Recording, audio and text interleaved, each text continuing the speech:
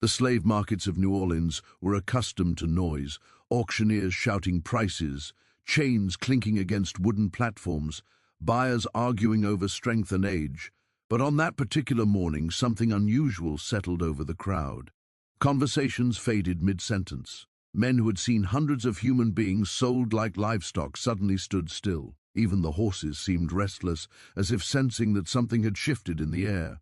At the center of the market stood a young woman in chains, and for reasons no one could immediately explain, the entire square felt as though it had paused to look at her. She was unmistakably a slave, barefoot, restrained, stripped of ownership over her own life, yet nothing about her presence fit the image people expected.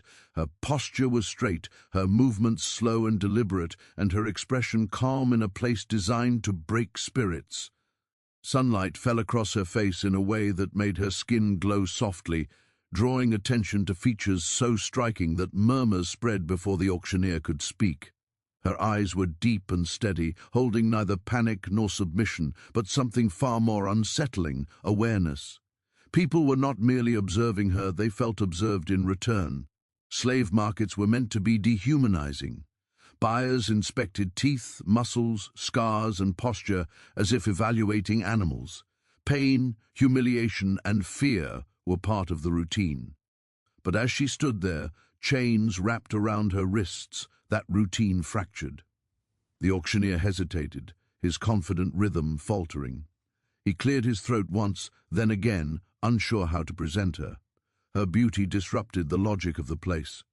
It made the transaction feel exposed, almost obscene, and for the first time that day, some buyers felt an unexpected discomfort they could not easily name. New Orleans was no stranger to complexity. It was a city shaped by French and Spanish rule, African heritage, Caribbean migration, and American ambition. Skin tones varied, accents blended, and identities overlapped in ways uncommon elsewhere in the country. Yet even in a city used to blurred boundaries, this woman seemed to defy classification. Some whispered that her features looked European, while others swore her gaze carried something deeply African. She did not belong neatly to any category the crowd recognized, and that ambiguity only deepened the fascination surrounding her. Rumors began instantly, spreading faster than facts ever could. Someone claimed she must have been the daughter of a wealthy planter, and a woman who was never meant to be owned. Another insisted she came from a distant land and had been captured under mysterious circumstances. A few even suggested she was too refined to be born into slavery at all. No documents were offered to confirm any of it. No history was read aloud. In that absence, imagination rushed in to fill the void. What unsettled the crowd most was not simply her appearance, but her composure. She did not cry. She did not plead, she did not avert her eyes in shame or fear. Instead, she stood quietly, breathing evenly, as though she understood exactly where she was, and refused to let it define her. That calm felt dangerous. Slavery depended on submission, on visible brokenness. Her stillness challenged that unspoken rule, and many felt it instinctively. Her clothing was plain but intact, another detail that raised eyebrows. Most enslaved people were deliberately dressed in rags to emphasize their status, but her garments, though simple, were clean and carefully arranged. Her hair was neatly bound, not neglected or matted. It was as if someone, somewhere, had wanted her dignity preserved, or at least not entirely erased. That small mercy only added to the mystery of who she had been before chains entered her life. Older men standing near the edges of the market exchanged uneasy glances. These were men who had witnessed countless auctions, who prided themselves on being unmoved by suffering. Yet even they admitted quietly that they had never seen anything like this. Some compared her to figures from old European paintings, others said she looked more like royalty than property. One man muttered that such beauty never appeared without consequence, as if it were a warning rather than a gift. As the hours passed, the story of the beautiful enslaved woman escaped the market and entered the city. By afternoon, taverns buzzed with speculation. Coffee houses echoed with half-formed theories. Each retelling grew more dramatic than the last. Her beauty became symbolic, transformed from a physical trait into something almost mythical. People began to speak of her as if she were a mirror reflecting the city's contradictions, its wealth and cruelty, its elegance and violence. When the auctioneer finally attempted to begin the bidding, his voice lacked its usual authority. Prices were called, but no one responded immediately. Some men hesitated, caught between desire and unease. Others felt a strange reluctance to place a number on her life, as though doing so would expose something ugly within themselves. A few women in the crowd looked on with open resentment, sensing instinctively that her presence would disrupt more than just a sale. For a brief moment, she lifted her eyes and scanned the crowd. The movement was subtle, but those who noticed it felt an unexpected chill. Her gaze held no desperation. Instead, it carried questions, unspoken but heavy. Questions about power, ownership, and the fragile moral justifications of those standing before her. In that instant, it seemed as though she understood the system more clearly than anyone watching her. By the end of the day, no clear outcome had been reached, but something irreversible had already occurred. The woman's name was still unknown, her past undocumented, her future uncertain, yet she had already become part of New Orleans history.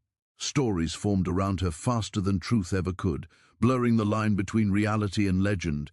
She was no longer just an enslaved woman, she had become a symbol of beauty trapped in brutality, of humanity resisting erasure. What began as an ordinary auction transformed into the birth of a mystery that would haunt the city for generations. Her beauty did not simply attract attention, it challenged the moral foundations of a society built on ownership and silence. And as whispers followed her through the streets of New Orleans, one unsettling question lingered in every retelling. Was her beauty destined to save her, or would it make her fate even more dangerous? In the days that followed her appearance at the market, New Orleans seemed unable to speak of anything else. Her image moved through the city faster than fact, reshaped by every voice that carried it.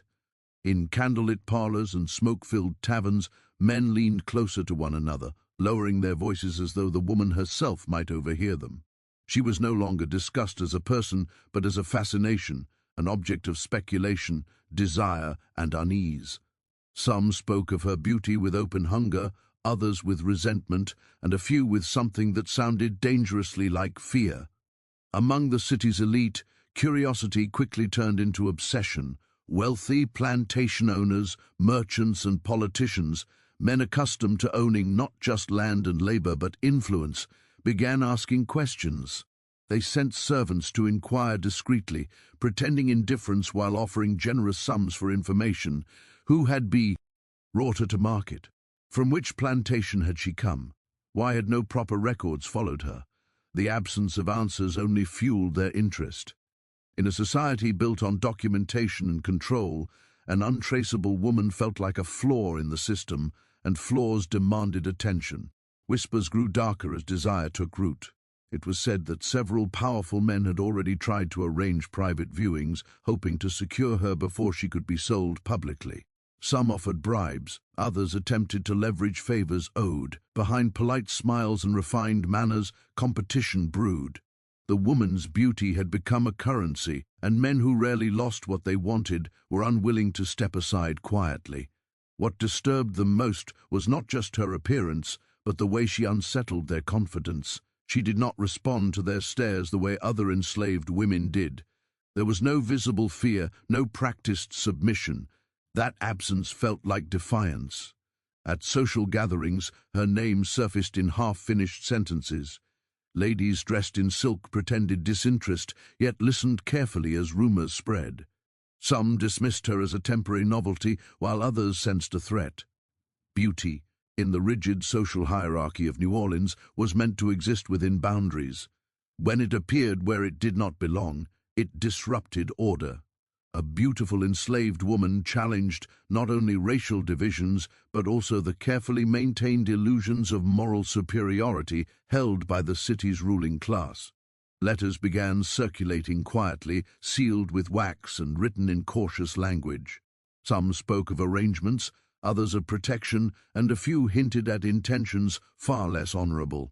Each letter assumed ownership before it was ever granted, reducing her existence to a problem that needed solving. Yet none of them acknowledged. the simplest truth. No one had asked who she was, or where she wanted. Her silence, forced by circumstance, became a blank space onto which every desire was projected. Those closest to the markets, the traders, guards, and enslaved people forced to witness the unfolding spectacle, noticed something the elites did not. The woman was being watched constantly, not just with curiosity, but with calculation. Every glance carried expectation, every pause felt deliberate. Her beauty had made her visible, and visibility in a city like New Orleans was dangerous. To be noticed was to be claimed, and to be claimed was to lose whatever fragile control one still possessed. Rumors about her origins became increasingly elaborate. Some insisted she spoke French fluently before being silenced. Others claimed she had been educated, that she carried herself like someone accustomed to comfort rather than chains. A particularly persistent story suggested she had once lived among free people of color and had been sold illegally. None of these claims could be proven, but each added another layer to her mystique. The truth mattered less than the narrative people preferred to believe. As fascination deepened, jealousy followed closely behind. Women whose husbands spoke too freely of her began to notice changes in behavior, longer absences, distracted conversations, sudden interest in the slave trade where none had existed before. Tension crept into homes where wealth and status had always felt secure. The woman, unseen yet ever present, had become a silent rival, embodying a beauty that could not be controlled through marriage contracts or social rules. Meanwhile, she remained largely isolated, moved discreetly between holding areas, kept away from public view. Those who encountered her briefly spoke of her restraint, her careful listening, her refusal to react to cruelty with desperation. Some guards claimed she rarely spoke at all, but when she did, her words were measured and precise. That restraint unsettled them more than any outburst could have. It suggested thought, memory, and intention, qualities the system preferred to deny enslaved people. The city's fascination soon crossed into something more dangerous. Power and desire, when intertwined, rarely end peacefully. Men began to view her not only as an object to possess, but as a symbol of conquest. To own her would be to prove dominance, not just over her, but over rivals equally drawn to her. The competition grew quiet but intense, cloaked behind formal manners and whispered agreements. Every offer placed on her life carried unspoken threats. What few understood was that her beauty had placed her at the center of a struggle far larger than herself. She had become a reflection of the city's deepest contradictions: refinement built on cruelty, desire masked as entitlement, fascination justified by ownership. In drawing so much attention, she had exposed how fragile the moral structure truly was. The same men who praised elegance and virtue were willing to strip both away when it suited them. As days passed, it became clear that her fate would not be decided by chance or fairness. Too many eyes were watching, too many interests invested. Her existence had become a quiet battlefield, where power, jealousy, and forbidden desire collided beneath a veneer of civility. The mystery surrounding her identity only intensified the stakes. Whoever she truly was, the city had already decided one thing: she was no longer invisible. And in New Orleans, where secrets thrived and silence often preceded violence, such attention was never harmless. Her beauty had awakened something restless in the city, an appetite that demanded satisfaction. Whether she would be consumed by it or somehow survive its grasp remained uncertain. But one truth was already clear: fascinati had transformed into obsession, and obsession rarely ends without consequence. As the city's obsession deepened, the questions surrounding her past grew louder and more insistent. Beauty alone could provoke desire, but mystery had a different power. It demanded answers. New Orleans was a place that catalogued people carefully, especially those it claimed to own. Bills of sale, shipping records, plantation ledgers, baptismal notes, all existed to ensure that human lives could be traced, priced, and controlled. Yet with her, those records seemed to vanish into silence. No one could say with certainty where she had come from, who had first claimed her, or how she had arrived at the market. That absence unsettled the city far more than her beauty ever had. Speculation quickly filled the void. Some insisted she was not African-born at all, pointing to the refinement of her features and the way she carried herself. They whispered that she might have been born somewhere across the ocean, perhaps in France or Spain, and brought to the colonies under circumstances never meant to be examined too closely. Others claimed she was Creole, born of generations shaped by New Orleans itself, where lines between enslaved, free, and privileged often blurred in ways the law struggled to contain. Each theory reflected the fears and fantasies of the speaker more than any known truth. The lack of a clear origin turned her into a puzzle the city felt compelled to solve.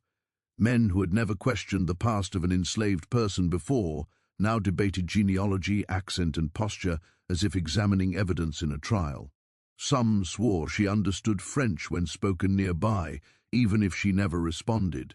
Others believed they had seen recognition flicker across her face at the mention of certain neighborhoods, plantations, or family names. Every glance, every pause was interpreted as a clue, a party. Peculiarly dangerous rumor suggested she had once been free. In New Orleans, free people of color occupied a precarious space, neither enslaved nor fully accepted, tolerated only as long as they remained useful and unthreatening. The idea that someone like her might have been stripped of freedom illegally disturbed the very men who benefited from the system. If one such case existed, how many others might follow? The rumor was never spoken loudly, but it lingered in cautious conversations carried by those who understood how fragile legitimacy could be. Others insisted her past involved scandal. They claimed she was the result of a forbidden relationship between a powerful white man and an enslaved woman, hidden away to avoid disgrace. In this version of the story, her beauty was no accident. It was inherited, unwanted proof of a transgression that society preferred to bury. If true, her existence alone would threaten reputations carefully constructed over decades. Those who believed this theory often spoke with a mix of fascination and alarm, as if acknowledging it might invite consequences. Despite the endless speculation, she offered nothing to confirm or deny any of it. When questioned directly, she remained guarded, answering only what was necessary, revealing nothing that could be used against her. Some took her silence as ignorance, others suspected calculation. To those who observed her closely, it seemed less like fear and more like control. She understood, perhaps better than anyone, that her past was power, and that once surrendered it could be twisted beyond recognition. Her manner reinforced this suspicion. She did not behave like someone raised in bondage from birth. There was no instinctive flinch at every raised voice, no frantic eagerness to please. Instead, she moved with restraint, as though accustomed to watching and waiting. That composure unsettled those assigned to guard her. They expected despair or resistance, but what they encountered was something far more difficult to manage: quiet awareness. As her story circulated, it began to change depending on who told it. Among the elite, she was described as exotic, rare, and valuable, someone whose past only added to her appeal. Among traders, she was spoken of as a risk, a complication that could invite unwanted scrutiny. Among the enslaved, her mystery took on a different meaning entirely. To them, she represented the possibility of a hidden truth, that identity could exist beyond chains, even if the world refused to acknowledge it.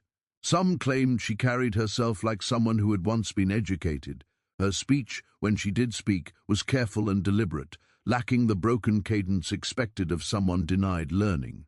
This detail sparked another wave of speculation. Education implied proximity to privilege, and privilege implied secrets. The idea that knowledge itself could survive enslavement made her all the more unsettling to a society that depended on ignorance to justify cruelty. The city's need to define her grew increasingly urgent. In New Orleans, ambiguity was dangerous. Systems of control relied on clear categories: free or enslaved, white or black, powerful or powerless. She existed between those boundaries, slipping through definitions with quiet defiance. That refusal to fit neatly anywhere turned her into a threat, not because of anything she did, but because of what she represented. Behind closed doors, some began to ask whether her origins should remain unknown. There were advantages to silence. If no one could trace her past, then no one could challenge her status. Records could be altered, stories adjusted, truths softened until they posed no risk. History, after all, was often written by those with the authority to decide what matter. In that sense, her mystery was not a failure of documentation. It was a choice. Yet even as powerful figures considered erasing her past entirely, they could not fully suppress curiosity. Human beings crave narrative, especially when confronted with something that disrupts their sense of order. The more her origins were obscured, the more elaborate the stories became. She was imagined as a fallen noblewoman, a stolen daughter, a symbol of divine punishment, or even a test sent to expose hidden sins. Each version said less about her and more about the anxieties of those telling it. For her, the uncertainty was both shield and prison. As long as no one knew who she truly was, she could not be fully claimed, but she also could not be defended. Her past hovered like a ghost, shaping her present without ever revealing itself. Every day she remained suspended between possibility and erasure, between truth and the stories imposed upon her. What became increasingly clear was that her origins, whatever they were, held the potential to disrupt lives far beyond her own. If she truly belonged somewhere else, if she had once been free, protected, or loved, then her enslavement was not just tragic, but criminal. And crime, when exposed, demanded accountability. That was something New Orleans was not prepared to offer. So the city continued to speculate, argue, and invent, while she remained silent at the center of it all. Her past became a mirror reflecting the city's fears, desires, and hypocrisies. Whether she came from Africa, Europe, or the streets of New Orleans itself mattered less than what her mystery revealed, that beneath the rigid rules of slavery lay countless untold stories, buried not because they lacked truth, but because truth itself was dangerous.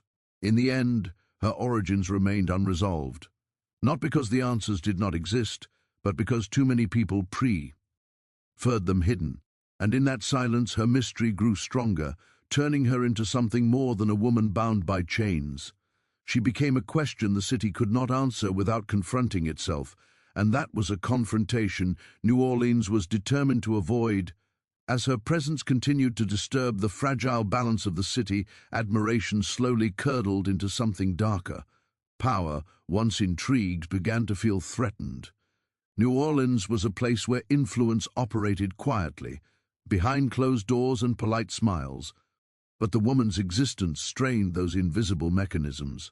The fascination she inspired had slipped beyond control, and with it came jealousy, sharp, possessive, and increasingly dangerous. Those who once competed discreetly for ownership now watched one another with suspicion, aware that whoever claimed her would gain not only a prize but leverage. The tension first revealed itself in subtle ways. Invitations were withdrawn. Long-standing alliances cooled without explanation. Men who once exchanged pleasantries in public avoided one another's gaze. The woman had become a fault line, splitting relationships that had once seemed unshakable. Her beauty was no longer admired freely, it was guarded, whispered about, and measured in terms of risk. To desire her openly was to invite scrutiny. To possess her was to invite resentment. Jealousy did not confine itself to men alone. Among elite households, unease grew. Wives noticed the shift in attention, the distracted expressions, the sudden secrecy surrounding business trips and private meetings. Some responded with denial, others with quiet fury. In a society where women's power was exercised indirectly through influence and reputation, the woman represented a threat that could not be confronted openly. She was everything that could not be controlled through etiquette or status. Her existence challenged the illusion that beauty, like power, belonged only where society permitted it. As competition intensified, rumors took on sharper edges. Whispers suggested that men were willing to go beyond purchase, to manipulate records, erase witnesses, even silence those who asked too many questions. The woman's mystery had become dangerous not because of what was known, but because of what might be revealed. If her past contained evidence of wrongdoing, then possession alone would not be enough. Control would have to extend to memory itself, Behind the scenes, powerful figures began to discuss solutions rather than desires. Some argued that her sale should be handled quickly, quietly, and decisively before curiosity spread further. Others insisted that she should be removed from public view altogether, sent somewhere distant where fascination could not follow. A few suggested darker alternatives, cloaked in language of necessity and order. In those conversations, her humanity disappeared entirely. She became a problem to be resolved. Yet even as plans formed around her, she remained outwardly unchanged. Those who encountered her during this period remarked on her stillness, her careful attention to the world around her.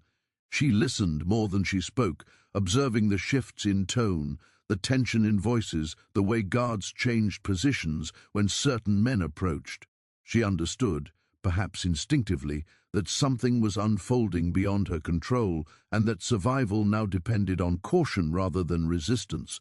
Her beauty, once a shield, had become a liability. It invited attention she could not escape and expectations she could not fulfill. Men projected fantasies onto her, imagining obedience, gratitude, devotion. When she failed to conform to those imagined roles, disappointment hardened into resentment. To some, her refusal to perform submission felt insult. Beauty, they believed, should be grateful for possession. Her dignity was perceived as arrogance. The danger escalated when secrets began to surface, small, fragmented truths that hinted at larger ones. A trader recalled seeing her years earlier under different circumstances. A clerk claimed her name had once appeared on a list it should not have. A servant overheard a conversation suggesting that her sale violated agreements meant to keep certain histories buried. None of these fragments formed a complete picture, but together they created unease. Someone somewhere had made a mistake. Jealousy sharpened into paranoia. Men who feared exposure began to see threats everywhere. Rivals were no longer competitors but potential accusers. In this atmosphere, cruelty found justification. The woman was blamed for discord she had never sought. Her presence was said to inspire chaos, to disrupt order, to tempt men away from reason. In truth, she had merely revealed what already existed beneath the surface: greed, entitlement, and fear of accountability. Attempts were made to intimidate her. Guards spoke more harshly. Privileges, however minor, were withdrawn. She was reminded repeatedly of her status, as though repetition could erase whatever dignity she still carried. But even under pressure, she did not break. Her silence became more deliberate, her gaze more guarded. Those who sought to frighten her grew frustrated by her refusal to provide the satisfaction of visible fear. Power, when challenged, often turns cruel. The city's leaders understood that as long as she remained a subject of fascination, she remained dangerous. Discussions grew colder, more calculated. It was suggested that her story be simplified, stripped of mystery, until she became forgettable. Another voice argued that mystery was the problem itself, and that removing the source would restore or dare. No one spoke her name when these ideas were shared. She was referred to only as her, a thing rather than a person. What few realized was that the woman herself sensed the shift. The air around her had changed. Where once there had been curiosity, now there was hostility. Where there had been desire, now there was fear. She understood, perhaps with painful clarity, that the same qualities that had protected her at first were now placing her in greater danger. Beauty had drawn attention. Mystery had held it. Now both threatened to destroy her. The city reached a quiet turning point. Decisions were made without records, agreements sealed without witnesses. The woman stood unknowingly at the center of forces far beyond her control, caught between men who wanted to own her and men who wanted her erased. In either case, her future would be decided without her consent. Power had no interest in what she might say, only in what she represented. As jealousy and fear tightened their grip, compassion disappeared entirely. The woman was no longer seen as an anomaly or a curiosity, but as a liability. And in a city built on control, liabilities were dealt with swiftly. Whatever protection her beauty had once offered was gone, replaced by the cold logic of preservation. The system had been challenged, and the system was preparing to respond. In the end, it was not hatred that sealed her fate, but fear. Fear of exposure, fear of disruption, fear of a truth that might unravel carefully maintained lies. The most dangerous secret was not who she was, but what her existence revealed about those who claimed to own others. And as New Orleans moved quietly toward resolution, one thing became certain: power would not allow itself to be questioned without consequence. The morning she disappeared arrived without announcement, slipping into the city like any other humid New Orleans day. The streets woke slowly, vendors setting out goods, church bells ringing faintly in the distance, river fog lifting just enough to reveal the movement of ships along the Mississippi. Nothing about the day suggested that a mystery was about to deepen rather than end, and yet by nightfall the most talked-about woman in the city was gone, leaving behind a silence heavier than any rumor that had come before. At first no one admitted it openly. Her absence was noticed in fragments, in the hesitation of guards who expected to see her, in the confusion of clerks who searched for records that no longer aligned, in the abrupt pauses during conversations when her name was nearly spoken and then swallowed. She had been moved before, kept deliberately out of sight, so a missing morning did not immediately raise alarm. But as hours turned into days, it became impossible to deny that something was wrong. No official sale had been recorded, no transfer documented, no destination listed. It was as if she had stepped out of the city's memory altogether. Questions spread quickly, but answers did not. Some claimed she had been sold privately and taken upriver under cover of night. Others insisted she had been sent overseas, her beauty too dangerous to keep close. A few whispered that she had escaped with help from someone powerful enough to silence inquiry. Each version competed with the next, but none could be proven. Witnesses contradicted one another. Timelines blurred, and the records, those instruments so central to the machinery of slavery, were incomplete, altered, or missing entirely. The lack of documentation was itself suspicious. New Orleans thrived on paperwork. Lives were tracked meticulously, especially those that generated profit. For someone as valuable and contested as her, the absence of a paper trail suggested intention rather than oversight. Someone had wanted a disappearance to be clean, unquestionable, final. The city's silence began to feel deliberate. Among the enslaved, her absence was felt differently. She had been a quiet presence, but a powerful one. To see someone so composed in chains had unsettled and inspired in equal measure. Her disappearance spread unease rather than hope. If she had escaped, no one dared say it aloud. If she had been taken somewhere worse, no one wanted confirmation. Her fate became a warning carried in glances and half-spoken fears. Attention did not protect you, it marked you. Among the elite, reactions were carefully managed. Some pretended they had never been particularly interested in her at all. Others expressed mild disappointment, as though a curiosity had simply faded. But beneath those performances lay tension. Rivalries cooled suddenly. Certain men withdrew from public life for a time, while others appeared unusually relieved.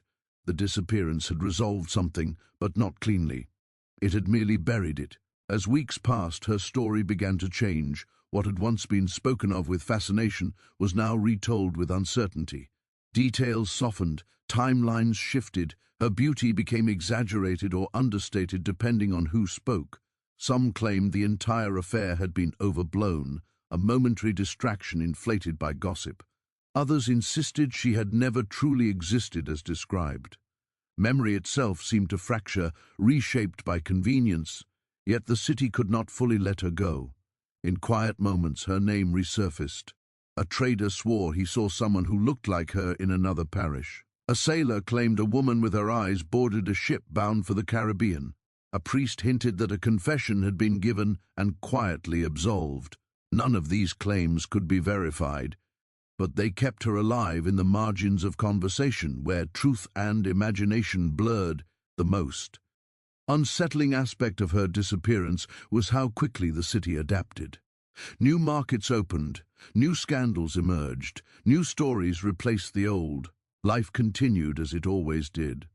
And yet, beneath that surface normalcy lingered a sense that something unresolved remained.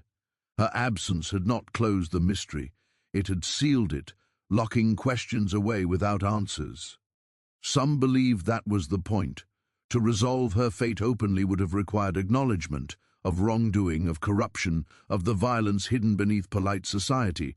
Disappearance was easier. It erased the need for accountability. It transformed a living person into a rumor, and rumors could be dismissed. In that sense, her vanishing was not an accident, but an act of preservation. For the system, not for her. Years passed. New Orleans changed slowly and unevenly. Laws shifted, empires faded, but stories endured. Long after those directly involved were gone, whispers of the beautiful enslaved woman who vanished without trace continued to surface.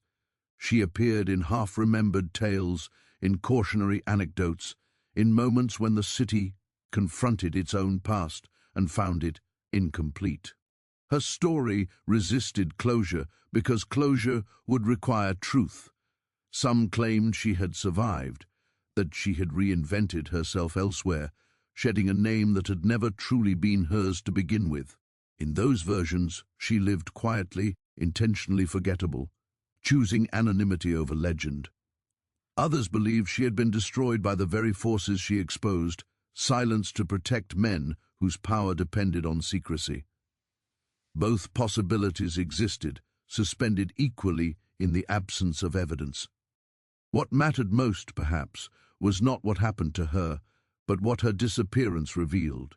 It showed how easily a life could be erased when it became inconvenient, how beauty once admired could become a liability, how systems built on control preferred silence to scrutiny. Her story forced an uncomfortable truth into view. History often remembers what power allows it to remember. Even without a grave, without a record, without a final chapter, she endured as a presence rather than a person. She became a question embedded in the city's memory.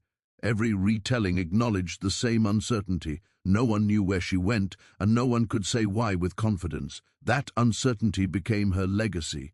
In the end, New Orleans never solved the mystery of the most beautiful enslaved woman in its history. Perhaps it never truly wanted to. The unanswered questions were safer than the truth might have been. And so she remained suspended between possibilities, free or destroyed, saved or silenced, her fate unresolved, her story unfinished. What began with a pause in a crowded market ended in a silence that echoed far longer. Her disappearance did not erase her impact, it amplified it. Because as long as her fate remained unknown, the city could never fully escape the reflection she left behind, a reminder that some stories are not lost, but deliberately hidden, waiting for a future willing to face them.